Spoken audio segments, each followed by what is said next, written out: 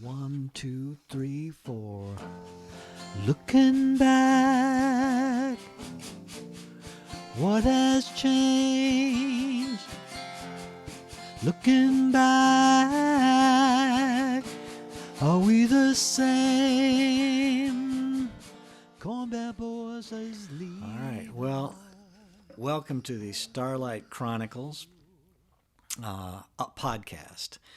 And we are here to discuss the wonderful, magnificent, extraordinary, beyond belief book that Eric created, detailing the circuitous history of the Starlighters. And we were just going to ask Eric why in the world he ever did such a thing. Well, it was an idea. Actually, it was a work of the heart that I wanted. I was thinking about Gary, and I wanted to put this book together, and well, actually for both of you guys. And I had these materials from our past life, and it was a real joy to go through them. One of the documents that came forward in that was something called the Starlight Chronicles, and it was mostly written by you and Gary, and it took the point of view of doing kind of a critique of our music at the time. And at the time, the music that we were doing was based on our original songwriting, and we were quite prolific. Albums were being released right and left through the late 70s and into the 80s. Mm-hmm. And so the Chronicle sort of became a house organ, if you will. Yes, indeed. So I decided to illustrate it. I had images, and the idea would be to assemble images along with our words, original words, from speaking from the past. And that's how the book kind of came about. See, the Starlighters had something that they stumbled upon. They realized that not only could they get the guitars and play the music and sing the songs, they could also be the critics and the MC announcers and the promo.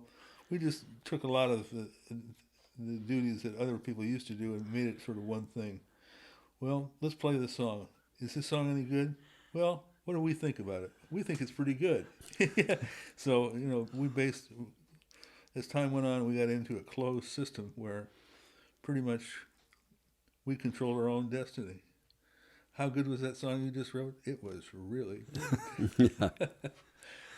So, what do we used to call it? The closed system, isn't it? That's right. I don't know who invented that. Did you?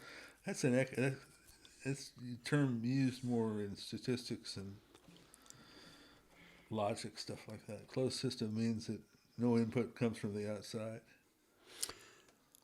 Yes. Which is more and more how it's become with us. And in fact, there's a letter that you sent to me that has as the return address Closed Systems Incorporated, I believe. Yeah. So we were all college kids and we were learning stuff. And so Gary was taking engineering courses, probably, statistics, whatever, and music, of course. Pat was in film school, I think, when the Chronicles started at the Great Ohio State in a master's program. And he'd write reviews of our albums that resembled reviews of movies, the same style and idea. Yeah. Yeah, it was nice. I as I was reading the letters, it was gratified to. And what did all that extra hard work, actually learning how to play? Yeah, not as important.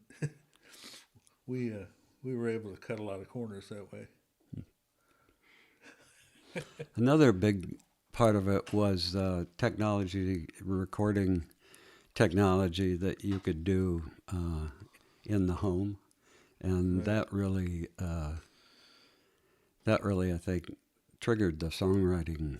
That was really kind of the big deal, because it used to be, if there was a tape recorder in the household, like there was for Eric's dad had a real Sony 2-track standard, and that was considered pretty good equipment at the time. It had sound-on-sound feature. Had sound-on-sound, which means that you could create a reverb-like sound just by using your tape recorder to do it. And reverb always sounds good in rock and roll. And if you have too much reverb on your rock and roll song, add a little more. It'll be fine. That's right. So the advent of sophisticated recording equipment at a reasonable price was a big deal. So when we started out, maybe Eric's dad, Reggie, had a Sony stereo recorder.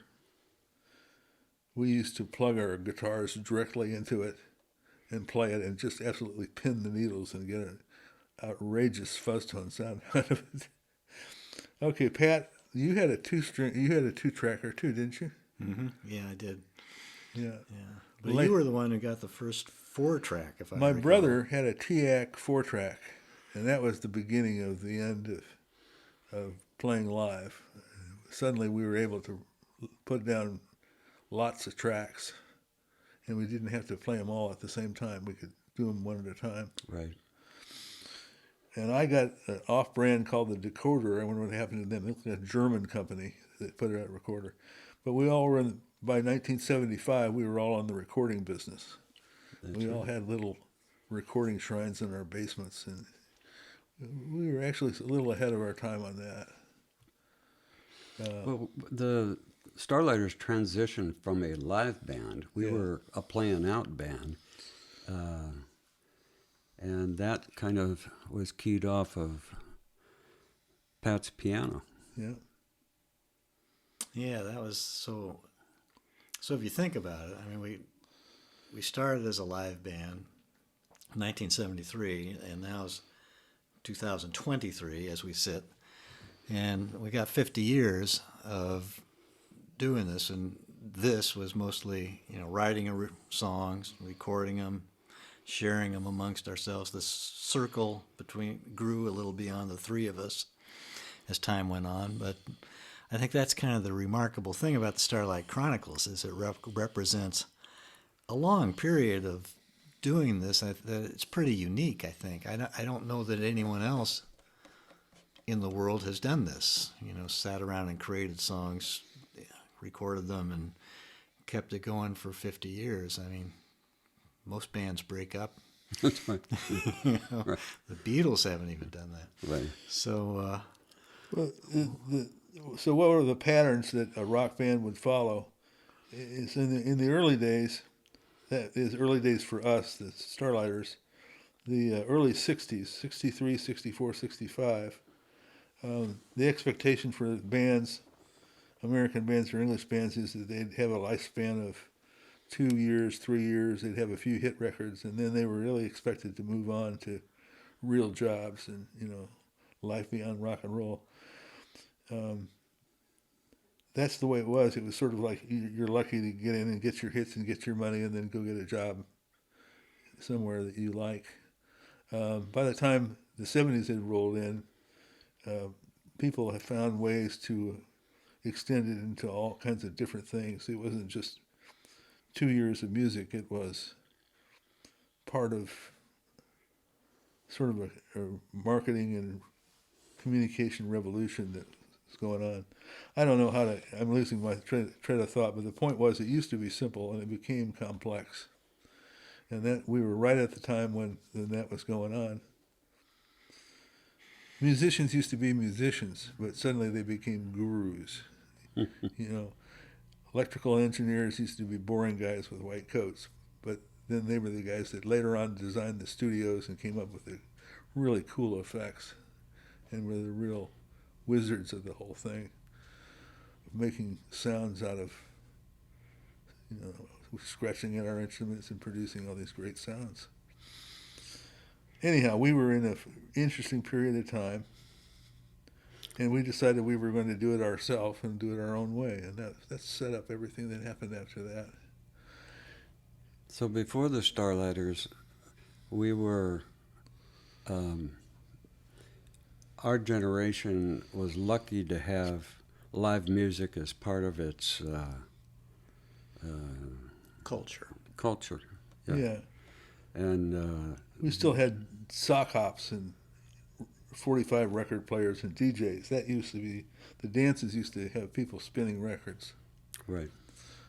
Only later, when we came along and our peers, dances usually had a band involved and not records so much. That's right.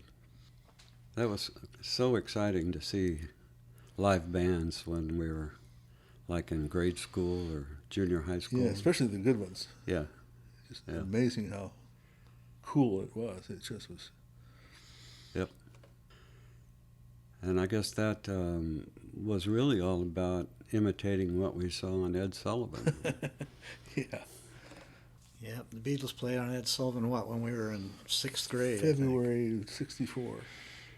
And life was never the same. So, That's it. I want his job, is what Yeah. we used to say. We point at the screen and a hard day's night. I want his job. yeah, I want to do it. I want to have as much fun as they're having. Yeah, I don't know that many girls chasing me when I go to work. But yeah, we started. So we were all in garage bands, right? Junior high and high school. Eric and I were in the same band. Gary was in a couple different bands.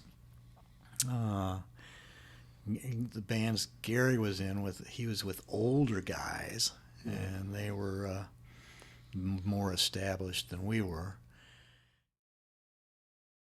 Yeah, I got a good story here. Are you rolling? Yeah. Okay, in Champaign, Illinois, on the CBS affiliate, WCIA, they had a Saturday afternoon music program for young people, and it was called At the Hop. And the band that Pat and I were in got a chance to get on that show. And we were pretty psyched. We had told our friends all about it, and it was great to be part of that experience.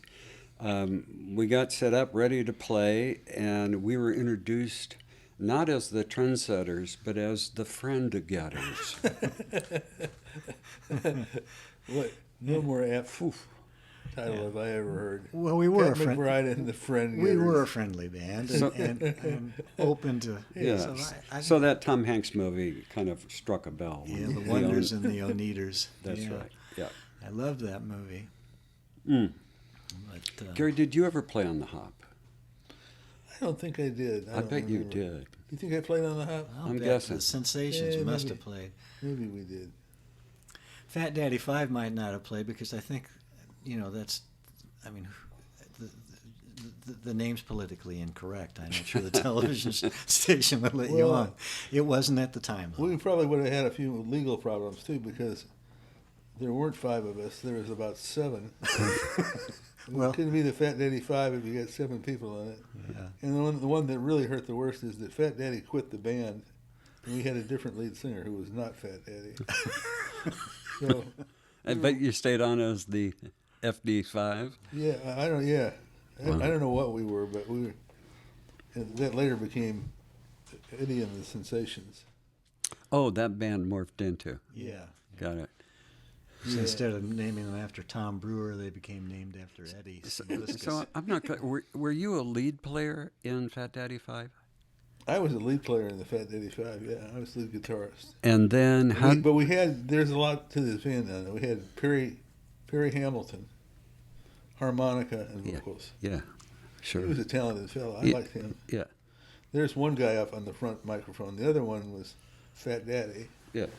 Tom Brewer, Mm-hmm. who was a jovial, large person who sang. So we had 2 singers, Fat Daddy 5, me guitar. I don't remember who the drummer was. So how did you get to be a bass player? I left the Went to area. California. Well, I went to, probably went to Berkeley. My dad was an engineering professor and got a gig teaching at the University of California, Berkeley, for the spring quarter of 1968. So I played on the baseball team out there, and when I came back, though, the band had moved on, and Howie was now the lead player. And they said, well, hey, you want to play bass? And I said, sure. I had no idea anything about bass, but it wasn't too bad. So Howie and me knew each other pretty well, so that worked out fairly easily. I was accused of being a second lead player. That used to be the banter from the lead player on bass. Yeah, just playing all this high fast stuff, and then Howie would do the same thing. Howie was a much better guitarist for the style that they went into, which was sort of a soul. Yeah, real gorgeous stuff. The Champagne Band. Yeah, and that's Howie. Yeah. Anyway, so that we got into, in the space of 6 months or so, that we went from being a soul band, we went from being sort of a semi-rock band, playing a Yardbird tune here, Van Morrison here, hit record here. We were all over the map when we were the Fat Daddy Five, but we became Eddie and the Sensations. We became sort of basically we were a Little Rascals band. Yeah. That was the closest thing that we were modeled to. And we were pretty good. Yeah. Frat parties. Yeah, frat parties, big dances. Yeah. Frat parties. So, on a good night, what would you take home money, I have no idea. wise? I have no idea. I stayed out of the money part. But we would do fraternity dances or school dances or proms, or so we're having 50 to 150 some people in the house, something like that. It felt like a pretty good crowd, and there was a lot of dancing going on at that point. We had not wiped out the dancing part. There's still a lot of dancing going on. Did you guys do steps? We did, particularly in Eddie and the Sensations. Yes. Nice. Steps. So you and Howie were doing steps? We were all doing steps in some form or another. We had 2 horn players, 3 horn players. Oh, yeah. Yeah. Did you have a choreographer? I don't know who that would be. I think they all worked it out. Okay, yeah. We kept it pretty simple for the musician people. Right. We had a 2-piece horn section. We had a sax and we had a trumpet. I guess we too cheap to get a trombone player. Trombone. Yeah. That's good music. Big music. Big. So did you guys schlep all your own equipment? Did you have some roadies? We had 8 roadie at least, and we slept some both. Equipment wasn't too big at that point. We had pretty good sized amps. We had these. We had a couple of speakers. Fender? Your coffee's going. I'm drinking. Sorry. Yeah. Not too bad. We had a Custom, I think was the name of it. Oh man. You remember those things? Yes, I do. We had a speaker about the size of a well-endowed person, 6'2". Yeah. Thick muscles. It looked like a little wrestler, and the box itself was made out of a padded kind of vinyl. Naugahyde. Naugahyde. Was it Naugahyde? Sparkles. Yeah. Sparkles. Primary colors. Yeah. So that was our Custom PA. What was that? Moserite Guitars Custom. Who's the guy? Kip. He was a salesman at the local music store. Oh yeah, Kip Smith. Kip Smith. Kip Smith. Was he C.V. Lloyd or was he somebody else? He was C.V. Yeah, worked at C.V. Lloyd. Well, yeah, he once sold us some amps. So one of the part of the sales pitch was, we got one of these amps in our band. We play at cams all the time. You can spill as much beer on this amp as you want, and it'll still work. It'll still work. We said, we probably want to get one of those now. Yeah, let's get a tough Who knows? We may spill a beer. Hopefully. Likely. How many Mountain Dews can you spill? Yeah. Well, earning money was kind of a bonus, but getting to be on stage in front of people was... That's a kick. Yeah. Yeah. That was kind of the background. Then we formed the Starlighters in '73. We were in college, and Eric and I were playing together. We were roommates in college, living on Hessel Street in Champaign, Illinois. And we had a set of drums and a piano, and we were playing and putting together this stuff. And we called it jazz. And we decided we needed a bass player. Oh, my God. And we thought of Gary Taylor, and who was in school out at Washington and Seattle. And Gary came back for his summer break, '73, and we asked him to play with us. Now, he ultimately agreed to do this. However, I must point out that we were not his first choice when it came to musicians to play with. As I recall, you had a list that you came back. You were good at lists, and you came back from Washington with a list of musicians that you thought it would be good to play with during the summer. And people like, I don't know, maybe Howie Reeder was probably on the list. Is a great guitarist, yeah. Yeah, maybe Eddie Meliscus and some of these guys who were around town. Absent from that list was myself and Eric, however. Well, it's just this oversight. Oversight, I'm sure. But nonetheless, he I think because he didn't get any other offers, he decided that he would lower his standards somewhat and play with us. I think there's been some element of regret ever since, but he has largely gotten over it. Well, looking on the positive side, you guys were unique. You had the best transportation system in rock and roll in Champaign in those days.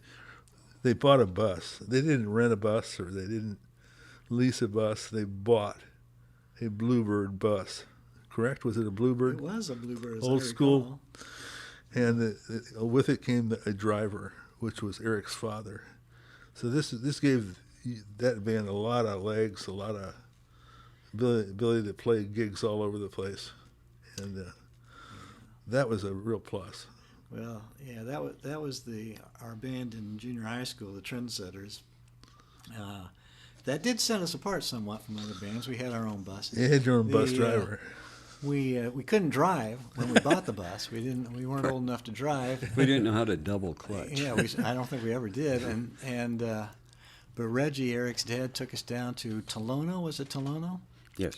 And they had two buses, as I recall. They were going to sell at this auction, and we put in bids for both of them, as I recall. And apparently we were outbid on one of them. Otherwise, we would have had a fleet of buses.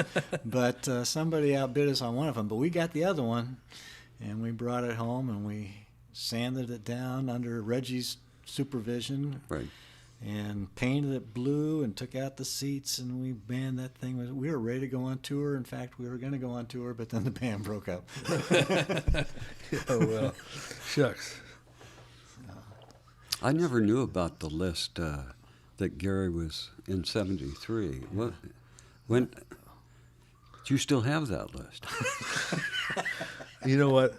I tell you, truthfully, I have no clue. I don't know what happened to the list. I don't know. I could see putting Howard Reeder on the list. Howard Reeder was a fine guitarist. Yeah. Is a fine guitarist. Yeah, but nonetheless, you had to settle for us. Yeah. And so we started playing that summer, three-piece band, piano, drums, and bass, vocals too, on some of the songs. But we had a lot of instrumentals, and I wrote those.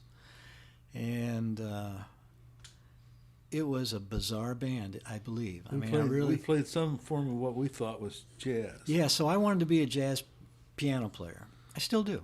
Yeah. But at that time, I thought I could do it. So I did. Unfortunately, I didn't actually play jazz. I'm not sure what I played.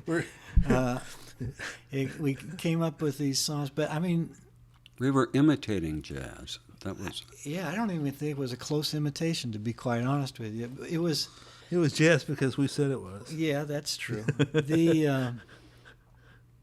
I do think, and I may be in the minority here, I probably am definitely in the minority here, but I think that band was the most unique band that any of us ever played in. I mean, I think if you look at everything we did after that, it's a rock and roll band in some form or another, whether it's a ballad or a blues or whatever we're doing. We're kind of in the standard rock and roll bands.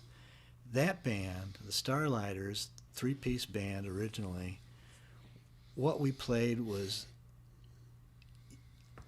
nobody else played anything like that. There's It no was word for totally, it. absolutely unique. You know, I think It wasn't particularly good, but there just was nothing well, like see, it. I disagree. I think it was good, but I realize I'm biased on that point. But like on those, in the Starlight Chronicles, Eric, you put together like your top 10 songs for everybody, and one of them you put on there was one of those Starlight songs, Kim's song. Well, if you listen to that, which I hadn't listened to for over 30 years probably, try to imagine, sitting in a bar, Right. listening to a band play that. What would you think? I mean, what would you think these guys are playing? What kind of music are these guys playing? You wouldn't know. All right, it was kind of like Eric Satie Boogie. It was beyond. It really was. It was Corn Belt, Pink Floyd. it was different, I thought, and in a good way, I thought. But mayhaps we should play a little sample. What do you think? Okay, what would you like to hear? Let's do a little few minutes of the E minor boogie, shall we? The two. 1, 2, 3, 4. Hang on a second. We'll get to it here.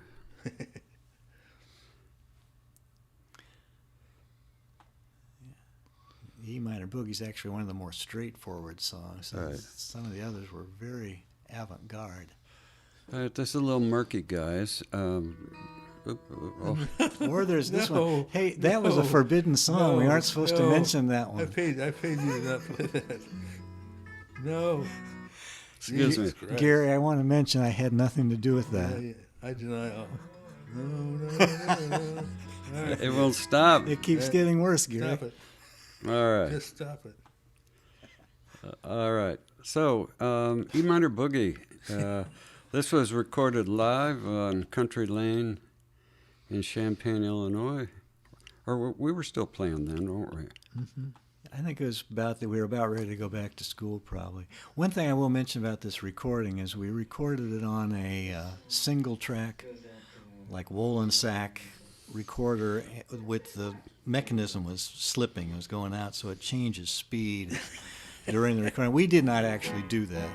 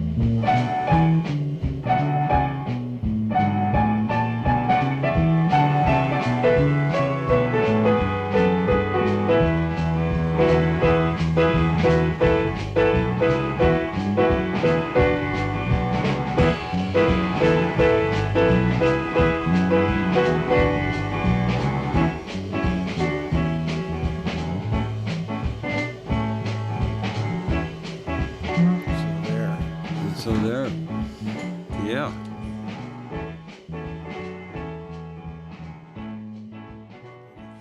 So it's interesting the places we played as the Starlighters. We our number one venue was, we only played at two venues that I recall.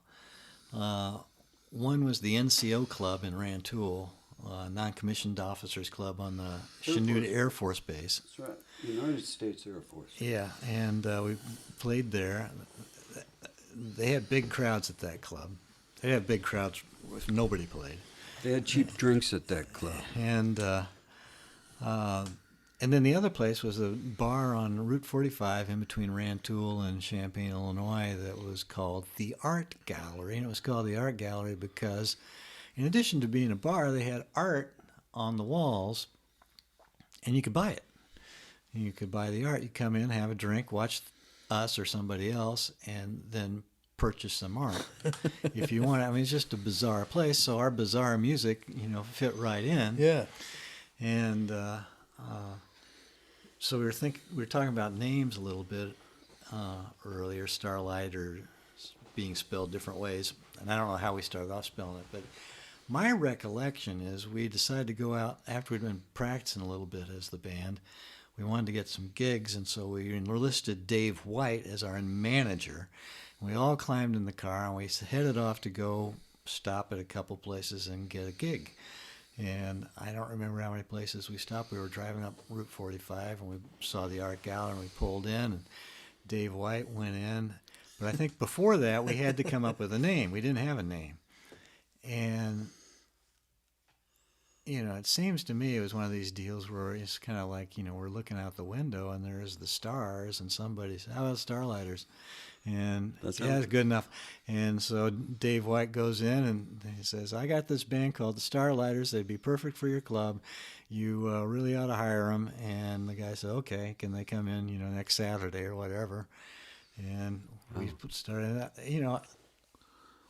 we played there. Yeah, we played there quite a bit, 4, 5, 6 times probably during the summer, and probably played the NCO Club 2 or 3 times. We didn't have a lot of gigs.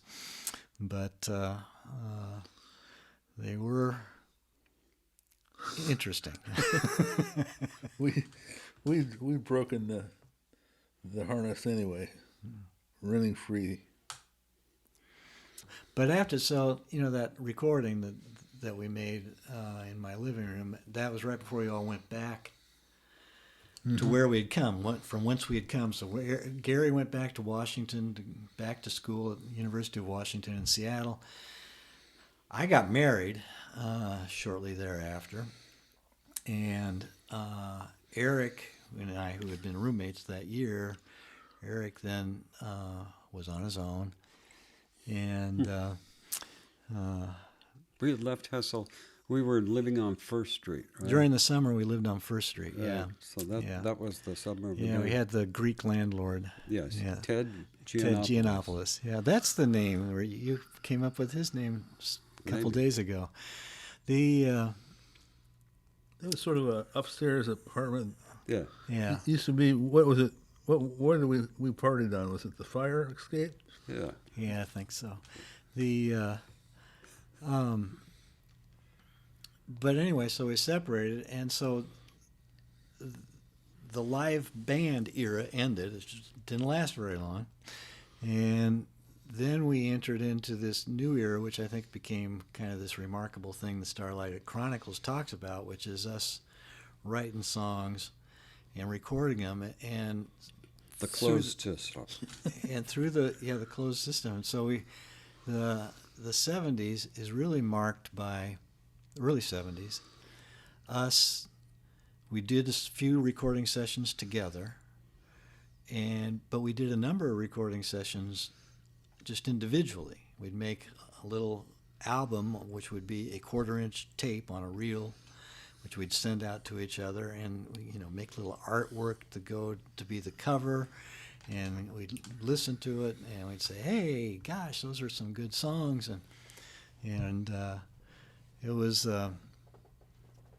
that was how really this whole recording thing, this tradition to write a song, come in, record it, and then original music being created, which has lasted all this time, that's when it started, I think, is after the live music period quit. Right. And it was a lot of fun, making those albums. I made it 2 while I lived in Columbus, going to graduate school. I can remember before I went to Columbus, I think one of the albums that Gary made was called The Barbarian. God, that was a great album. It was. And so Eric and I were both in Champaign. We got this album, and we each get a copy in the mail. We both have reel-to-reel tape decks, so we can listen to it. These are boxes. Box. And there was good picture on the front. Mm-hmm. And list of the songs and stuff on the back, and we listened to it, and I can remember being really excited just to get it. Yes. To receive this in the mail. We used to get things in the mail. Now Amazon brings everything, and then listening to it, I remember both Eric and I were just floored by the Barbarian, the album.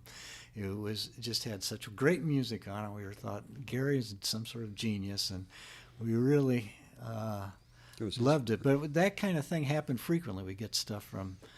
At least it happened for me. I don't know if you guys are, but yeah, it was quite a thing. And another notable thing, which I'm sure we'll get to in a few minutes to talk about more, but I think the Barbarian was the precursor. Oh my God, a precursor. Yes, I'm sorry to say, I think it was a precursor to clown music. Oh my God. Because one of the songs on the Barbarian incorporated what came to be known as dwarves.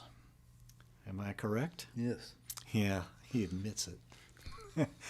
And which, of course, weren't real dwarves, but was Gary recording his voice so that that you could set the recorder at different speeds. And if you set it at a lower speed and recorded a track, when you played it back at the normal speed that the other tracks were recorded at, it's then playing much faster, twice as fast, and which puts the voice way up high. And sounds back in the 60s, there was a novelty act called Dave Seville and the Chipmunks. Mm-hmm. Yep. And he did his records that way. He'd record all these voices, which he called the Chipmunks. And Gary did the same thing, but he called them dwarves. Yeah, Alvin. I think the technique, it never failed. It never failed. You played it, and people liked it. I mean, we could make bring the Chipmunks back right now, record a song, and people would still love it. It's a natural kind of reaction to it. What would be highly popular? What were the songs on the Barbarian? Do you recall? What was the hit? Oh, there's Glimmers and Trace. A lot of them we redid at the Cornbell tape, right? But there's Moiwo. I shouldn't mention that. But Glimmers and Traces was one. The Dwarves actually appeared on a cover of Led Zeppelin, if I recall. I think that's right. I think that Robert Plant was pretty pissed off about that. Many years ago. So, Gary, how long... Sheepward Malaise was another song on that album. Yeah. There are just a number of really good songs. Ian Anderson was on this album. Yeah. Was he there? He wasn't there in the room, but, right. he was with us. He was in your heart. He was truly a closed system, as we were. That's what we had in common. So, how long did it take you to make the Barbarian? Oh, I don't know, a couple of weeks maybe at most. Mm-hmm. Things went pretty quickly in the old days. We didn't realize it could be any other way. Did you have friends that could have played on it with you? Yeah, but that didn't seem right. It was still sort of a solo album thing. What really started the whole thing was the summer of 1974, I believe. I spent the summer living with Jeff Combs and Rich D'Elia in Galesburg. And that was an interesting time in our lives. Let's see. Well, and then what happened is Rich and Jeff had both just graduated from Knox College. Rich still had to do something on the thesis, so he had something to finish, but Jeff had graduated. So the next move was these two guys were heading down from Miami in the sunshine and got a job as a band on the boat itself, on the big boat. Actually, there was as many as maybe a half a dozen bands on a big boat like they were on. They were on the Carnival Cruise Line. So they became Carnival Cruise Line lounge band. And on the way down to that trip down to Florida, they made a stop in West Lafayette, Indiana, where Doug Cole was doing a graduate school deal. And they made a cassette tape, which they sent to me. And that's really what started us recording people, trying to get back at them. Like they made some pretty good jokes at my expense. It was a very touchy kind of situation. So that was the first tape, and the Starlighters, myself, Eric, and Pat, were rushing to get something back, going back the other direction to get them before they get to Florida or something. Yeah, it seems to me that our response to that was when you and I and Scott Davis, right? That's right, yeah.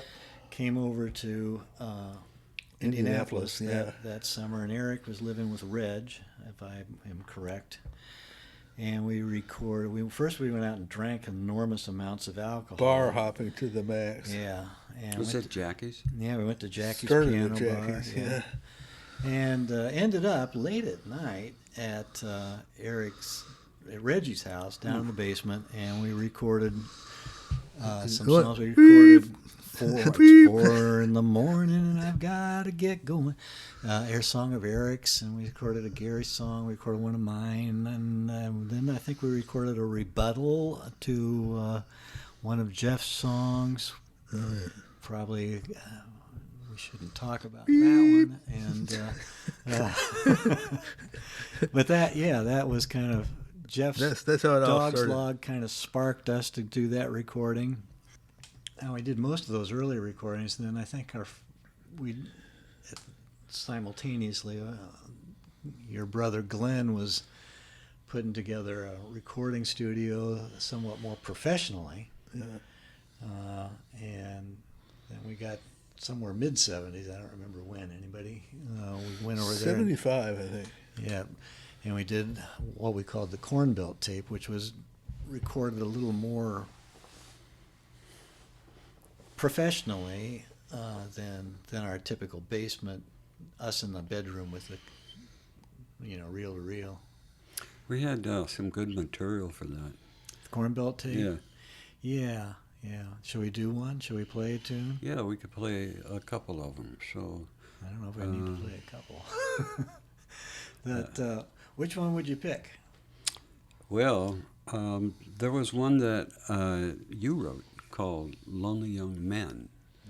Do you remember that one? I remember that one. I would pick one that started with the drum beat, either the Street Walk Down, whatever that one, or the Corn Belt Boys themselves. Okay.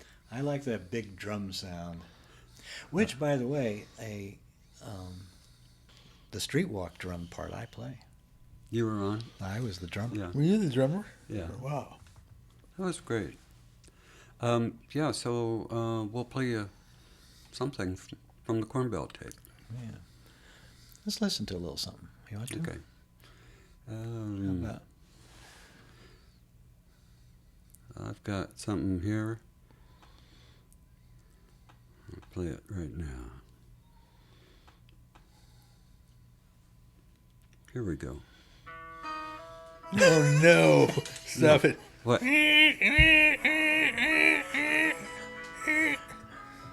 Okay. All right. Got it. All right. Jesus Christ. I It was a setup. Gary, set up. aren't you glad you made a request? They brought me in the studio, and I lashed my arms to the back of a director's chair, and then they start playing this shit. Oh, my God. Okay. Let's say here's one. Here's one. This was from Gary's life history. It's kind of a. Oh God.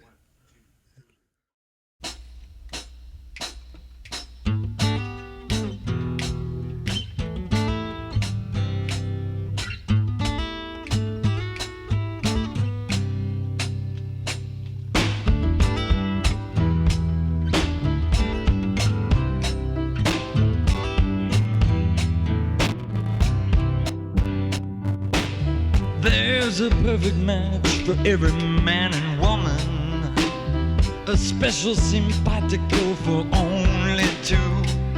There's a law laid down by God that even Adam are the perfect model for me and you. You got to give to make love happen. You got to work to make love stay. Everybody, you got to work to make love happen. You got to work to make love stay. And they try so hard, so hard. They're in that garden, they're in that paradise with skies of blue. Every day and every night, every man and every woman must work so hard for love that's true. Yeah, you got to give to make love happen. You got to work to make love stay. Everybody, you got to give to make love happen.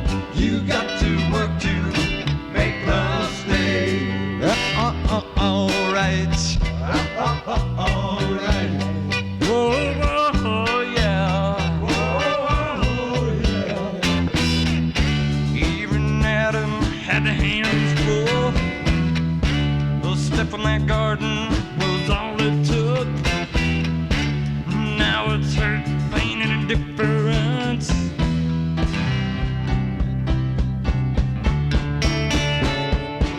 Some spend their whole lives on that old road just walking, maybe singing something about going home. But sooner or later they find out that every man and woman must work so hard for the love that's true. Yeah, you got to give to make love happen. You got to work to make love stay. Everybody, you got to give to make love happen. You gotta work. You got to work to make love stay. Don't you know you got to give to got to make love happen. You got to work to make love stay. Everybody, you got to working all day, all night. Yeah, you got to work to make love stay. Everybody, you got to work hard.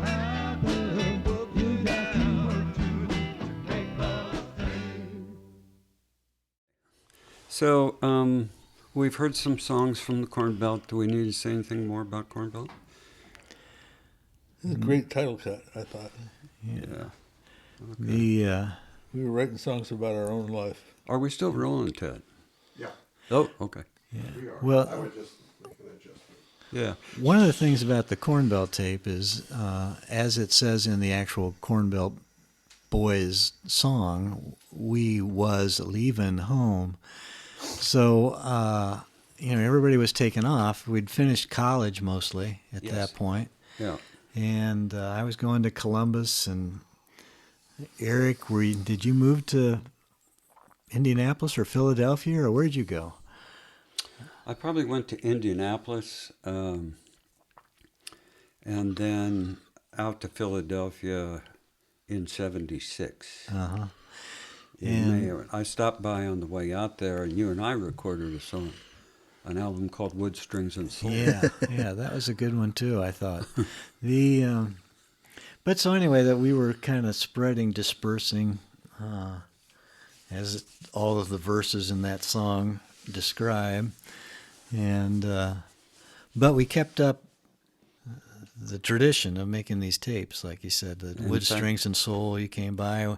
I made a couple in Columbus, and Gary was still making them. We were still in the individual tapes mostly, and we were thinking about things of putting out collections of songs and sending it to each other and putting titles on it, like Wood Strings and Soul, like putting a title on your letter. Right.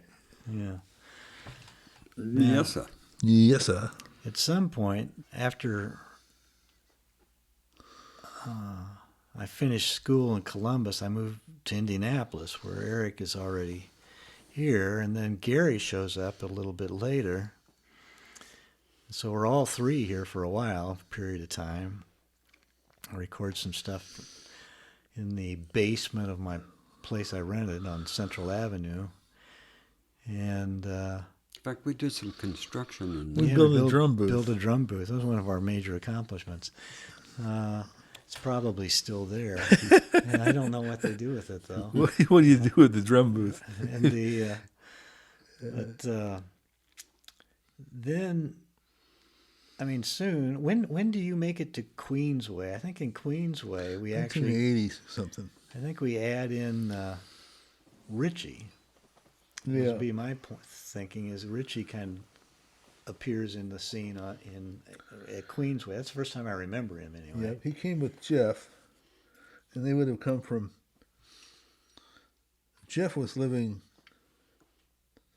the Champaign area, moved into the Queensway house with me. I was there, and the first recording happened when Richie came over from Springfield, and all of us showed up. That was a lot of fun. Yeah, there's a number of notable things I think about Queensway. So first of all, Jeff and Richie had finished playing on the boat, the boats, like cruise lines, and had returned to Champaign, and we started recording a few things in Queensway. In Champaign, and a couple notable things happen there, I think. Number one, Richie appears and becomes part of the tribe.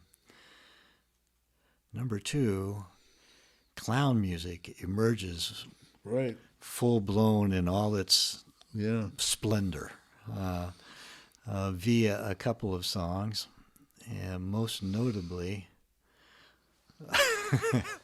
Nyquill Time, right, which is patterned after the Queensway lifestyle. Could you explain to us a little bit about Nyquill Time and where that came from? Jeff had a hard time sleeping. He found that what really worked for him was a real adult dosage of Nyquill, which is a cold remedy. So the amusing part was you take it and you feel fine, and then all of a sudden you'd pass out, sometimes rather dramatically. And that was the thing about Jeff. He would start to learn how it works. He would get set up and he would take his Nyquill and he would pass out. We'd see him the next day. So that was Nyquill Time. Yeah. And I don't know if that's exactly the first clown song, full 100%. First clown song was a song called Hairdryer. Hairdryer? Yeah, I don't really want to go into the details of what that's all about, but it's right. So that now, did Jeff wrote Hairdryer? Jeff wrote Hairdryer. Yeah. So Jeff wrote Hairdryer, which was basically an ode to his hairdryer, but then you wrote Nyquill Time, and Nyquill Time has become, I think, recognized as one of the all-time great clown songs. And we talk about clown music in the Starlight Chronicles. There's a page or two about that. But if you were to describe what clown... So this has become a subgenre, if you will, of the stuff that we recorded was clown music. And if you were to describe Gary to someone who knows nothing about clown music, how in a short synopsis would you explain to them what it is? Well, it was a lifestyle. It was a song that fit in with the lifestyle. Well, you have a lifestyle of going out to dance in big halls. And it became disco, and it became a type of a music associated with a lifestyle. Well, clown music is based around the life of Jeff Combs mainly, and it was, drinking beer, ingesting other chemicals, and then abruptly going to sleep after taking his Nyquill. It was a rough job, but somebody had to do it. Yeah, when I think Nyquill, I think cocaine. That's what I think. Yeah, well, that was there too. Yeah. It was the We antidote. just did it. We did it legally though. We didn't do any of the illegal kind of. As I think I can quote from Donald Trump. It is because I said it is. So it's not illegal because I say it isn't. Yeah. It's declassified. There was It's true. That's right. The minute he took it, it was declassified. Yeah. That's right. Okay. Well, I feel better now. So, clown music had a lot of energy. It was up definitely. music. Yes. Try to avoid being arrested. It was good. Kept you on your toes. Well, It had a sort of a ain't she sweet, old timey music. That the kind of music you see at the beginning or the end of a Disney cartoon. It was Right. It was like wasn't anything music hall business. Music hall business. There you go. Music hall. I can't think of anything that was any less cool than that. I mean, we were really trying to be serious rockers and serious philosophers, and here comes this ain't she sweet craziness. It was very uncool. And it was easy to play, and you recorded it well. Yeah, And it was catchy. Eric and I were in It delighted us. the upper floor of the Chase Taylor complex, and we were working on writing a song. We had secluded ourselves. I think actually, to try to get away from everybody else, we went to the upstairs bathroom where we were trying to finish the song. We were writing lyrics too. We were writing lyrics, and we were trying to do it. And suddenly, there's this noise from below in the studio. We can hear this sound. This is and we looked at each other, and Eric looked at me, pained. He says, "That's clown music." So And it was. It was, and it was. And it was. So that's the beginning of clown music. It was an Eric Eggleton concept. Well, maybe we should hear a little bit of Nyquill time at this point. Sure. Yeah. Let's play that.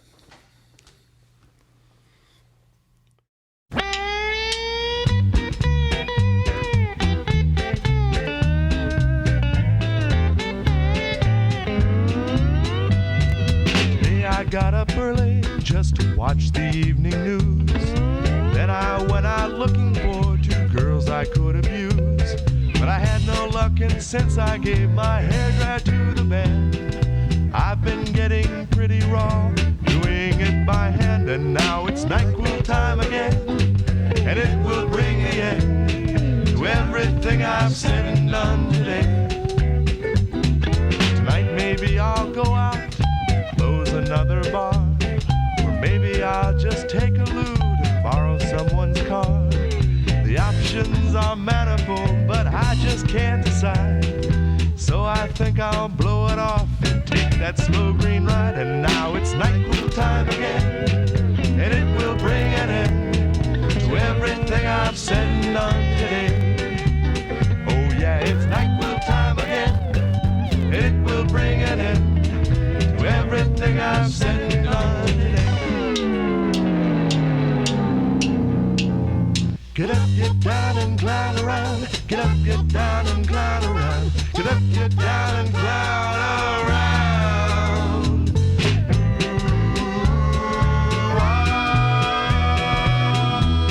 The landlord called the sheriff and I nearly blew a fuse. Then I had a couple drinks and then I burned my shoes. It's been such a busy day, I think I'll give it up. If I could only find that little plastic cup. But now Brody's over rapping, Claude is on the phone. His head looks like a gyroscope. stone.